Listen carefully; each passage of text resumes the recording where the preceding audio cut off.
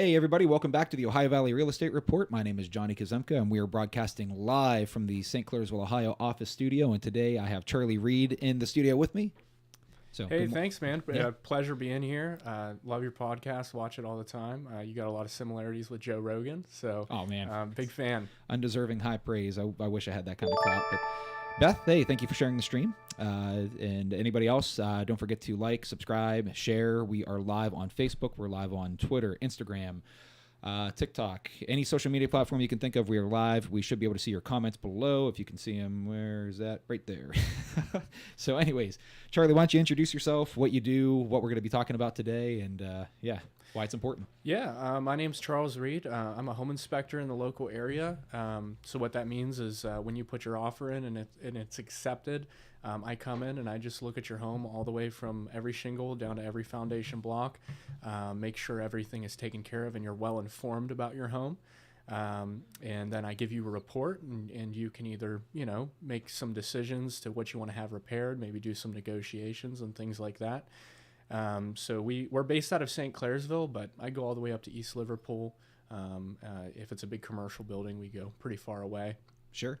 We're actually one of the only companies in the area that's licensed and have the accreditations to do commercial properties. So we do a lot of that. We've actually stayed over a couple nights in a hotel up in Akron doing, like a big giant building. So, commercial building. Yeah. They're pretty intense, but it doesn't matter to us whether they're small or big. We do them all. Yeah. So actually, that's a good talking point. We'll come back around to that because I didn't know that there would be. I would imagine there's such a difference. And Beth, thank you both for taking the time to share the great information. Yes. Oh, thanks, Beth. Yeah, appreciate it. And Beth is my fiance, by the way. I think we were talking Beth. this morning. Yeah, pleasure to meet you. Yep. So at any rate, building inspections, whether it's commercial, whether it's residential, whether it's anything, it's typically one of the single largest financial transactions that people make in their lifetime. Oh, for sure. So making sure that it's in a condition that they deem as acceptable is critically important. Because there's some different states, like West Virginia, for example, is a non-disclosure state, and we'll talk about that briefly. But it basically means there's no statutory law governing what the seller is responsible for in the terms of actual disclosing. So they can't commit fraud. They can't know a material defect and just conceal it from everybody. But there's no documents. There's no state law that says you have to fill out these papers and ask these material questions. Like, do you know of any roof issues? Do you know of this? It's critically important to have a building inspection. Even if there are disclosures, it's still important. But like I said, you are basically an invaluable part of this process, because I don't want a buyer to buy a house and then get buyer's remorse within the first week because they move in and find something that could have been easily avoided. They inherit a $10,000 fix on day one because they didn't do a building inspection. Absolutely. Just going off of what you said, it is a huge financial burden buying a house. It's a complicated process between banks and lenders, and there's so many moving parts. And one of the things I try to pride myself on, and one of the things I noticed that homeowners look as a home inspection, it's another step, it's another phone call. I try to make it as easy as possible. I'm one phone call. I take care of all the scheduling. I reach out to the agents. I have the same access to houses that agents do, as long as I have that confirmation, Supra, lockbox, everything like that. So going off of just how much money it is to buy a house, it's really cheap to have it inspected. And having someone in there, I normally always tell my clients, my inspection, it's pretty much guaranteed to pay for itself. If you look at it not even just as, let's say an engineer calls me and says, my wife keeps telling me to have the house inspected, but I'm an engineer, and so I always say that, what about the financial investment of it, your ROI? If I go in and I find, that you need a new roof, sometimes that can be $15,000, $20,000. And you can use that as an opportunity to say, hey, what can I do to either get the price down on the house, have the homeowner, maybe pay for some of that. And there's also little hidden things that people don't know about. You can have the homeowner buy a percentage of your interest rate. Sure. Everyone's so concerned about your interest rate being so high right now.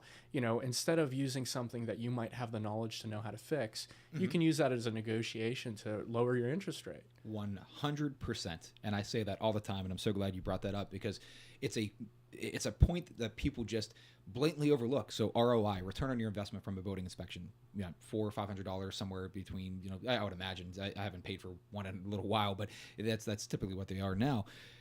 If you can use that to renegotiate, even if they, let's just say they add to your closing costs or they buy an interest points, which is a whole nother discussion for a different podcast, how points work.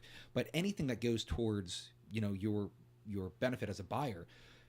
I mean, if you use your inspection to knock the price down by a couple thousand, it was worth its weight in gold. And even if you don't succeed with that renegotiation, you still have a buyer's Bible of, okay, this is my honey-do list of things that I'm going to work on. As long as there's no like major critical defects that you want to walk away from, kicking, screaming in terror. Yeah, you now have this report that you can just take and itemize and do projects A, B, and C through your length of home ownership and bring it up to your standard. Yeah, and not only that, but it is a great to-do list. I always say it's kind of funny because every phone call I usually always get is the female, is the wife or the girlfriend, hey, I want to have the home inspected. And a lot of us guys, I mean, we're all guilty of it. I'm in there, I'm looking at it. We're good to go. I'm in that house for 3 hours. Sure. I'm putting my head in every crevice and I know exactly what I'm looking for. A lot of times when I go into the house, I already know what's wrong with it before I go into it because most every house is the same. Yeah. But I always tell people, I inspected the house for the CEO of West Banco, and this house probably had a little over $100,000 worth of damage. Beautiful house, gorgeous, but it had a lot of issues. And a lot of people always think and assume, these big mansion houses or these big expensive houses don't have any issues. I always say, if you go to the dealership and you buy a brand new Mercedes or you buy a little Honda, it's how you maintain them. It doesn't matter how expensive it is. So I've seen houses that are $20,000 that have no problems at all. Yep. But every house has some issues, and my job isn't to go in there and ridicule it and make it sound scary and make it sound like, oh, this isn't worth your time or your money. My thought process is you put an offer in on the house for a reason. So let's get in there, figure out maybe some things you didn't see. And for instance, today, getting back to my original point with, the female, the guy who showed up to my inspection this morning, real nice guy. But I knew the second I saw him, that face, this is a waste of my time. This is a waste of my money. I'm an engineer. I'm a master electrician. By the end of my report, I always love it. He looks at me and he goes, that was an awesome report. That's awesome. And that always makes me really happy, because it kind of changes people's perception because buying a house isn't something you do every day. And so, maybe the home inspection you had 15, 20 years ago is a little bit different of how I structure it. Well, even not just that, the construction materials have changed. Oh, yeah. The processes of things like even we were talking the other day off camera, but things like the NEC and how there was a push at one point whether the orientation of outlets should be the ground up or ground down, which, there's a couple reasons where you'd say that, but I mean, I think the main one was, if there's like something that touches one of the terminals or whatever, it could be a shocking hazard. What do you do with two pronged outlets? Right. It doesn't matter the orientation, right? So it was like they're solving non-problems. But even little things like that come up that people just overlook. When you say people like engineers and whatever guys that hey, they know everything, even if they do, you still offer a tremendously valuable service in the sense that you're kind of like the safety net to fall back on. Yeah. I'm always reminded that Einstein at one point, he was offered the presidency of Israel. I don't know if you ever knew that or not, but Albert Einstein was offered the presidency of Israel. And he turned it down. Really? Because he said, I'm like, obviously the guy was smart enough to do the job. He could have. But he recognized that this is not my, so an engineer or someone, like I would have became an electrician if I didn't become an agent. I'm not an electrician. I could probably echo a lot of the things that other people would say, but at the end of the day, yeah, I would want someone when we bought properties, I always have them inspected. Yeah. And I'm going to do the work myself most of the time, within my abilities, but it's just one of those things that you can't possibly account for like every single angle. You're just an extra set of eyes in your services when you go in. I'm telling you, dozens of times that things get missed from father-in-laws or people that go there because they're not there to like poking their head in every corner like you are. Honestly, I mean, I'm there for just a lot longer of a time. And that not only helps, but I just have such unbiased opinion. I've never met the buyers before. I don't know the homeowners. I don't know the agents that great. When I get the chance to go into a house, I don't want the homeowner to leave me a list of all the things that they've done. Sure. I don't look at it. Sure. When I go into a house, I promise you I know where everything is. I promise I can figure it out. And I do this all the time every day. So when I go in, it really gives you a good non-biased eyes that are just going in to make sure that this house is what you want it to be. And then I meet with my clients at the end and we walk through the house together. But the less I know, the better, so that I can go in and just form my own opinion. Yeah, and I treat it the same way. From my seat as an agent side, whenever I refer inspectors or, whatever, let's just say I send a buyer your way today. I try not to make it to the building inspection. Do you have access? Great. You go over here, you do this. Let me know, Mr. or Mrs. Buyer, if there's any issues. If not, I don't even want to see the report. Yeah. Because it's a voluntary phase. There's 3 phases of any transaction: your inspection phase, title phase, and appraisal. It's usually those are the main 3. Then you can add other contingencies, and we'll getting off track. But the inspection phase is voluntary. The bank should not be requiring a building inspection. They're going to do their own appraisal, right? And that's a whole different beast in itself. This is your chance as a buyer to have something pass or fail based off your own individual preferences. So a broken window, for example, one buyer might run away from it, another buyer might ask for a price reduction, the other buyer might want it fixed prior to closing. There's no wrong way of moving forward. Yeah. It's just how that buyer is going to receive it. You, working with you and your dad, Scott, over the years, you guys do a great job as far as, okay, we find problems. Every house is going to find problems, but you treat it with such a pragmatic manner of reverse polarity is a good one. When people see reverse polarity in electrical outlets, they freak out. Yeah. They think it's going to be a huge, okay, I have to have this house completely rewired. Oh, for sure. And that's one of the things I do a lot differently. I do things so much differently than a lot of other companies. I bring these things with me. When I go to a house inspection, I have a second bag that has a receptacle in it with wires connected to it. I have shingles with me. I have shutoff valves with me. Yeah. And that way, when I'm with, the single mom that has, 3 kids and has never looked at a receptacle before in her life, heard reverse polarity. I can pull it out of my bag and say, this black wire goes on the gold spot of the receptacle. This white wire goes on the silver spot. And this bare copper goes on this ground. There's 3 wires and there's 3 spots. Well, there should be. They're backwards. Yeah. All you got to do is flip them over. It's an easy thing. It's things. Not worth losing your perfect house over it. It's not. And that's, I am unhealthily devoted and in love with my job. I love my job. When I do something, I'm going to do it the best, and I'm going to be the best, and I'm going to try as hard as I possibly can. So like when I go home and most people have a beer and watch TV or watch the football game, I am reaching out to other inspection companies in other states. Hey, can I get a copy of your report? I just want to look it over. Okay, yeah, sure, we'll send it. Hey, can I talk to your owner? I do these things because I want to know, what is everyone else doing and how can I do it and have my edge. So what I did is, when I first started, is I had about 25 inspection reports in front of me. I made a pile of no's of I'm not going to do my job like that. Sure. I made a pile of good, and then I made a pile of like really good. And I decided, how can I make my report exactly like this? So every report that I do isn't a software. It's not some a Google document that you just plug things into.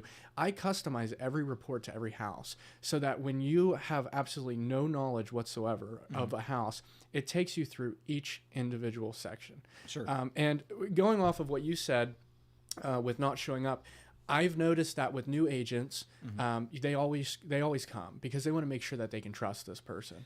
And the one thing I love is that, a lot of the agents, I like to see them, but I notice they don't come as much because they've built that trust. They know I'm not going to go in there and say, don't buy this house. It's horrible. It's falling over. It's the worst thing in the world. And that's what a lot of, unfortunately, that's what I've seen a lot with other inspection companies, is the difference in terminology of just one comment. You go up to an exhaust for a furnace and it has a negative slope. It's going to backdraft. Sure. You're going to die in your sleep. It's the worst thing ever. I've never seen anything like it. I mean, it's terrible. This is supposed to make a positive slope. There's a potential it could backdraft. Let's fix it. Yeah. And this is how you fix it. Today, I am wasting 2 hours of my day to drive to Steubenville, and another inspection company came in and said a furnace isn't working. I know what's wrong with the furnace. They didn't flip the switch on. They didn't flip the switch on. The easiest thing ever. The agent called me and is freaking out. It's 9 o'clock at night. She goes, I can't get this furnace to turn on. The inspector said we need to have it further evaluated. I don't know what to do. And I just simply say, hey, all you got to do is flip that switch. But now I have to go and write a letter to the bank that the furnace is working because the appraiser couldn't figure it out either. A simple switch. So what I will say, having a company like me go in with the knowledge and to know what I'm going to do and how to diagnose things is so important, because if you hire the $200 guy, he's going to go in and create not only more headaches for the client, but for the agents too. You know, look at this lady. It's 9 o'clock at night. She gets an inspection report. The furnace that's 3 years old isn't working. She's freaking out. They need to call an HVAC guy. They call me on video camera and I tell them how to fix it in 30 seconds. Yeah. That never would have been the case if you would have gone with my company. Right. And the other thing too is, you know, the appraisers, they come into a house, they throw up a big red flag, say, we're not financing this house. We need an engineer or a licensed home inspector to come in here and write a letter. So I go every time. I've gotten calls from David Major. I've gotten calls from Laney Ross. I've gotten calls from several people, at this company, where they say, hey, even, you know, I'll use this one for instance. David Major called me a couple weeks ago and he said, hey, a friend of mine in Bridgeport is refinancing. He's kind of in a tough spot. Is there any way you could get out there and write a letter to the bank and, you know, I'll just pay for it. I said, Dave, you don't owe me anything, man. I'm on my way there right now. You know, that's my motto is I always say yes. I'm there. You can ask my fiance. There's been nights it's 11 o'clock at night. And oh my goodness, I forgot about, we needed this letter, our closings tomorrow. What can we do? And I'm there. And that's how I'll always be for the rest of my life. I will be a permanent servant to my clients and to my agents, because I really care about this company. I care about people's transactions, and that is the most important thing to me, is that, you know, when they buy a house, it goes smoothly in the way they want it to. Yeah, no, I mean, like I said, I've never had any issues, and especially with your work. I mean, and when you say writing letters, what we're calling for, just to be thorough, is sometimes the bank, the underwriter, the appraiser, someone somewhere through the process raises a red flag, and the red flag is the furnace isn't working. Yeah, it's as simple as a switch. Right. Yeah. So you're saying sometimes it's this house needs a handrail. Okay. We just have to go make sure that the handrail was installed correctly. All right. Well, it like little things. We're not asking you to like go in and just, oh, by the way, just overlook this gray, giant elephant in the room. Yeah. And the reason I mentioned being disconnected from the process is because I'll let, you know, other inspectors in if they need in. Sometimes it's kind of annoying, you know, like you said, you have your own private access the same way that we do. You treat your job the same way that everyone else in this industry treats theirs. That's, you know, already, you know, that's top notch. Yeah. But what I'm saying is me not being there, there's no possible way that I can have any undue influence of saying, you know, oh, John and Charlie are friends. Of course, this building inspection, it was more favorable towards the buyer. Yeah. No, if there's something wrong, I want you to tell me. Yeah. I want you to tell my buyer. I don't want the call after closing that says you know, oh, John, you know, you recommended this person and then you were at the inspection and it just looks like you could have bribed them. Yeah. Because unfortunately, that kind of stuff probably does. It doesn't happen with me, but I can imagine that it does from time to time. You know, I've never really come across that. I will say that no inspection will ever be worth, you know, the amount of passion I have for it. So if someone said, hey, here's $400, look the other way, I'd be like, you're crazy. Yeah. That is not worth it to me, because I do 2 to 3 of these a day. Sure. You know, so it is a profitable company, and it's something that, you know, drives a lot of my motivation for it. I don't know if I've ever had the opportunity to really tell you why I do what I do and why I have such a passion for it.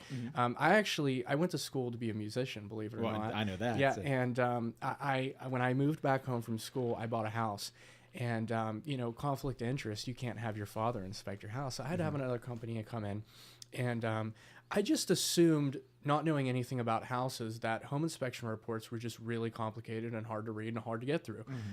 And there really wasn't anything in the report. It was more like a listing. It was just a bunch of pictures of walls and ceilings. And there was nothing in there like, hey, this is bad. Hey, we need to fix this. It was the complete opposite of what I thought it would be. Sure.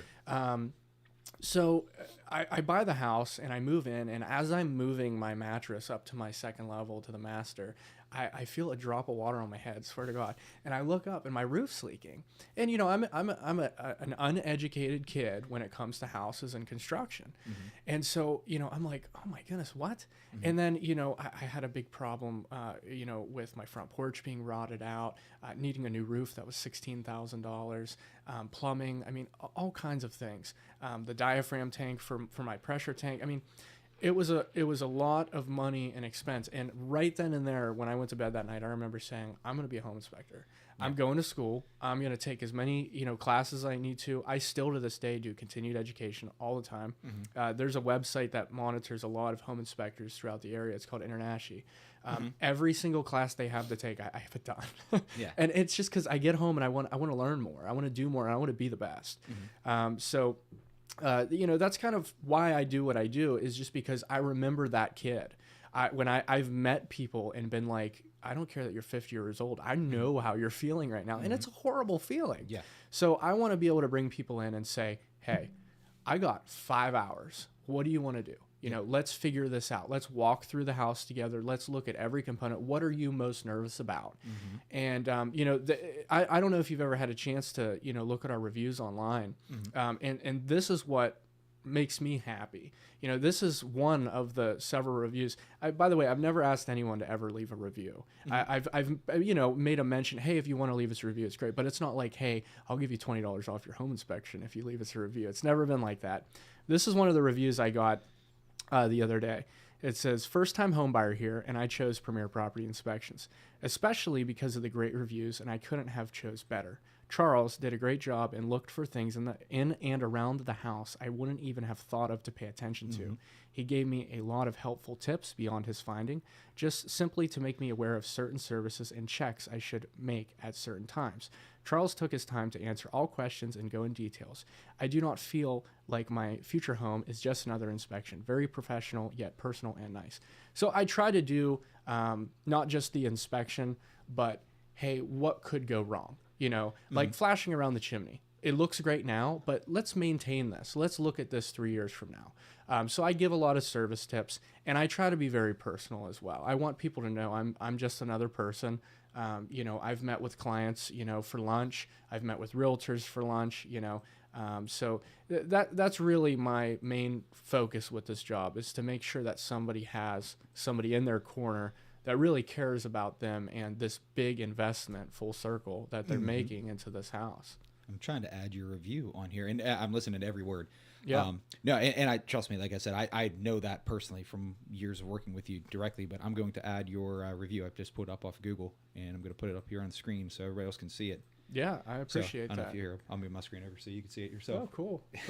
Yeah, no, I appreciate that. Here we go. Let me just blow this up real quick. Make sure that Yeah, so 4.7 out of 32 reviews. I think that's really good. I mean, you can't make everybody happy in the world. Well, yeah, and sometimes it can even be competition. There you go. There's yeah, no, I had one bad review, and I contacted the guy, and I said, hey, what's up with this? And he said, well, if you give me my money back for the inspection, I'll take it down. Jeez. And I was like, I understand what this is about now. I'll just live with the bad review. Well, we live in a world of AI, and like I said, I've said this in so many past podcasts, and I'll say it again here, especially dealing with inspections and dealing with the line of work. The easiest way to abandon rational thought is negative emotion. So when people get angry, when they get scared, when they get jealous, they get anxious, whatever it is, if it's negative emotion, people become reactive rather than proactive. For sure. And it's they don't act rational. Yeah. If you make somebody angry enough, they I've never seen a rational fight. Right? Yeah. I mean, hardly ever. Yeah. So it's just one of those things that with your level of professionalism, your level of education, obviously your level of devotion to your craft, wanting that continuing education and staying on top of your game, the person that may leave you a bad review, I have to ask right out of the gate, what did they do? Yeah. Right. First off, because you have so much else in the background that when it comes to this business, I have no problem sending clients your way because I know they're in great hands. Yeah. And, the other thing that I always tell people, when they call is I say, when you go to work, if I'm talking to somebody that works at Walmart, I say, when you go to Walmart, do you give that 100%? Do you give that everything you got? And usually the answer is no, because, they don't own that company. They have another life. This is my life. I'm an owner of the company, and I love and care about this company. So everything that I do is to try to build, I have to sustain my own business. I have to get more clients. And the only way I can do that is by doing the best job. So how I deal with clients that are upset or angry when we have them is I always say, are you home? And they usually always say yes. And I say, I'm on my way. Let's take a look. Yeah. Let's figure it out. And a lot of the time, 99% of the time, it's always the dad or it's the contractor down the street that works for Busch Light. Yeah. Or, it's the family friend that goes in there and throws up their hands and makes this sound like such a big deal. And it's so scary. And, and I show up and I go, what's going on here? Mm-hmm. Unfortunately, there has been a couple where, I go and I look and I say, that's in your report. Did you read your report? Well, no. And so now I really stress, make sure you read your report, read it, because not everybody comes to the reviews. And sure. I think that's an important thing to do, definitely. Yeah. Well, just speaking of, we can't speak for the actions of people any more than we can the weather, but I'll never forget a story. I was selling a tractor one time, moving from a house over in Wheeling, and sold it for only like $400. It was a Lawn Boy, generic 42-inch deck, whatever that you can get them run of the mill. But we tuned it up, whatever. And I get a call from the buyer like 2 weeks later saying the tractor's broken. What are you talking about? Like, I just put new belts on this, new blades. This thing was as ready. It was going to last the entire summer. Oil change, everything. What did you do to it? So I said, okay, I'll be over. I sold this off Facebook Marketplace.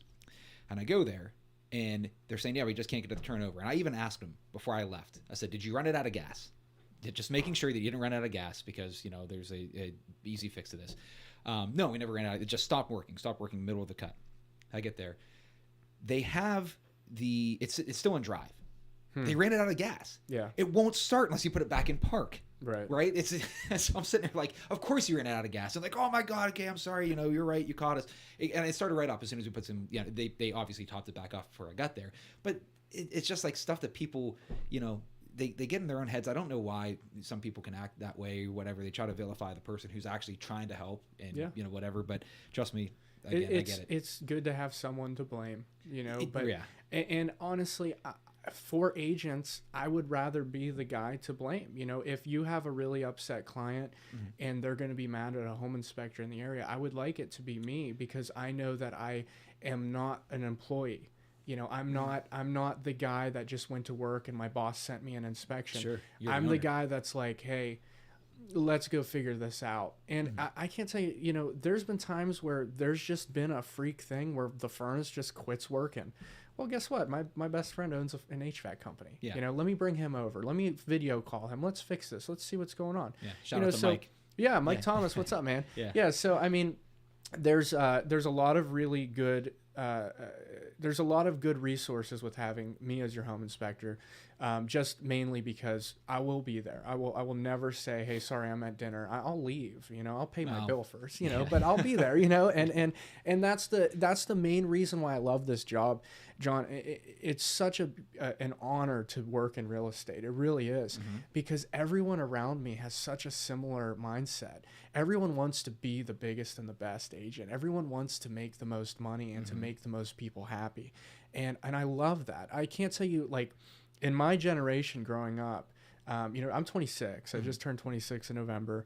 I just turned 26. Yeah. Sure. But, there's a lot of people that are just content with just being whatever. Yeah, bare minimum. And that's fine, but with me, I want to be able to be to the point where, and when I have kids, I can leave them everything, and I can build a legacy, and I can build a company that's honest and good, so that we don't have just another company in the area that's on the news 20 years from now getting raided by the FBI. Yep. So that's the goal, man. It's just to be working with a great group of people, and I imagine that's another reason why you love it, is just everybody here is always hustling to do better and to do more. Well, I've said many times, this is my 12th year in the industry, full time, in one of the area's largest brokerage. But being with my team, I do this full time at the upper end of the largest brokerage in the company. It's because I care. It's because I'm passionate the same way that you are. But I have not worked a day in the past 12 years. When I get off this podcast, I'm going to be making dozens of phone calls. I'm going to be working, if you will. It's not that I'm not busy, but I love what I do. Yeah. I can tell that you love what you do. And it's like the greatest thing ever to be able to live this type of lifestyle and to be able to have contacts. Like, for example, you're just saying, your best friend being a HVAC. I was working with Mike earlier this morning. Yeah. Right. And we're just the such a small world, that tight knit community of being able to say, yeah, I can call this person, but they know that person, whatever. It's like I said, I love this job. Yeah. I mean, I really enjoy it. Now, if you had like one thing that you didn't like, like what's the one thing that you just can't stand? Freaking politics. The bureaucracy behind this whole transaction, everything else that goes with it, the paperwork. It is just monotony. Here, hold on a second. I think I have it in here. Maybe yeah. I'll let you. How about you tell everyone about the difference between residential and commercial while I try and find this. Yeah, go ahead. Well, I mean, to add to your comment there, it's crazy with every industry. I mean, even with home inspectors, I have to keep reports for, I think it's like 5 years. I have to be a part of 18 different organizations and constantly send them money. I mean, it's a pain in the butt. But with the paper trail. But as far as commercial and residential goes, it's definitely a gray area in the state of Ohio. Just like home inspections were altogether. Before COVID, you never needed a license to be a home inspector in Ohio. And that's kind of when we took off, is because, a lot of the older guys didn't want to go back to school and get their license. So, we had our licenses and we were, had everything we needed. But with commercial, we have a lot of experience. There really actually isn't like a designated license to be a commercial inspector, which is kind of scary. But we have what you would need to have the license. We have all the schooling. If they came out tomorrow and said, you need your license to be a commercial inspector, we could go and we would say, hey, we have all the classes right here. We went to, this state and did this 48-hour class, and, we have everything we need. Also, with the amount of experience we have doing it, we've inspected shopping malls, like full shopping malls. Yeah, full shopping malls, man. We've done, in Akron, we did like a 48 building. It was like, there was like 3 like bigger buildings with multiple units inside. Then there was like a duplex, and then like a fourplex, and just like this big giant package deal all put together. So having somebody there that can manage their time well, knows what to look for, is very important, especially doing commercial. It's crazy. And I can't tell you one person that's doing commercial inspections around here that isn't calling me to do it, just because we have the tools and what we need. Sure. Yeah. I mean, yeah, inspecting a mall, that would be. Yeah, man. Yeah. I can't tell you how much work I do for investors. I mean, shout out to Kelly Golden in Texas. She lives near Gainesville area. There's another gentleman up there, Dan Brown. They're buying, 1-2 houses a week up in Steubenville area, redoing them for Franciscan homes. Chris Madden is a huge supporter of Premier. He's the guy buying all the shopping malls. These are like 22 to 26-year-olds from Steubenville, that just all got together senior year and was like, let's put all our money together and buy properties. Yes, and dude, totally jealous of them, man. You guys are awesome, by the way. They're out there, buying. They have like a $10-12 million what do you call it? That spreadsheet now of just all these properties they have, and they're just going to continue buying them until they take everything over. Yeah. Well, I mean, it's what is it? Don't wait to buy real estate. Buy real estate and wait. Oh, for sure. Yeah. I think that one of the main things my friends ask me with, working for yourself or working for, your father or anything like that, is a lot of people say, what if things change or this, that, and another? And I always just tell people, you'll never talk to any person that's successful or going to be successful that isn't willing to take a chance. And it's scary. Your first step. I remember when I first left my permanent job, I was a project manager at Panhandle. And I was like, man, this is scary. What if things change or whatever? But dude, it's so important. Get out there, do your own thing, put your name out there, be passionate about it. You'll be so surprised how much happier you are as a person when you're passionate about what you do. And like I said, I love what I do. You love what you do. We're happy people. We get gray hair because we're crazy busy, but And what's funny is because I was trying to look for something in here, an envelope, and I think it's in another desk or maybe out in Beth's desk out there, but we're talking about the politics of this, and I have a check in here that USDA sent me for 1 penny. Because when I first bought my very first house, this was 13, 14 years ago, I used a USDA loan, and they overfunded it by 1 cent. So they gave me a penny back.